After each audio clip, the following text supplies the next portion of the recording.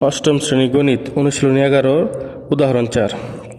প্রশ্নটি হলো 50 নম্বরের মধ্যে অনুষ্ঠিত পরীক্ষায় কোন শ্রেণীর 20 জন শিক্ষার্থীর গণিতের প্রাপ্ত নম্বর। এখানে রয়েছে 40, 41, 45, 18, 41, 20, 45, 41, 45, 25, 20, 40, 18, 20, 45, 47, 48, 48, 49, 19। প্রাপ্ত নম্বরের গাণিতিক গড় নির্ণয় করো। এটার গাণিতিক গড় নির্ণয় করতে হবে। আমরা লিখব সমাধান। লেখার পর যে সংখ্যাগুলো দেওয়া আছে প্রশ্নের মধ্যে সবগুলো যোগ দিয়ে লিখব। যোগ দিয়ে লেখার পর যোগ করলে হয় কত? 715 হয়। এগুলো যোগ করলে হয় 715। তারপর লিখব সুতরাং গাণিতিক গড়। গাণিতিক গড় লিখে লিখব নম্বরগুলোর সমষ্টি, নিচে লিখব নম্বরগুলোর সংখ্যা। নম্বরগুলোর সমষ্টি থাকবে উপরে, নিচে থাকবে নম্বরগুলোর সংখ্যা। তারপর নিচে সমান চিহ্ন দিয়ে কী লিখব?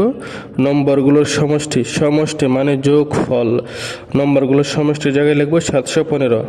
সমষ্টি 715 বা যোগফল 715। আর লিখব নম্বরগুলোর সংখ্যা কত? নম্বর হচ্ছে অর্থাৎ 20 জন শিক্ষার্থী। শিক্ষার্থী যেহেতু 20 জন, এই জন্য সেই 20 হচ্ছে আমাদের সংখ্যা। নম্বরগুলোর সংখ্যা হবে 20 জন, মানে 20 জনের নাম্বার এখানে নেওয়া হয়েছে, সেই জন্য 20 দেব নিচে। এবার 715কে 20 দিয়ে ভাগ দিব। 715কে 20 দিয়ে ভাগ দিলে হয় 35.75। 35.75। সুতরাং নির্ণেয় গাণিতিক গড় হবে 35.75।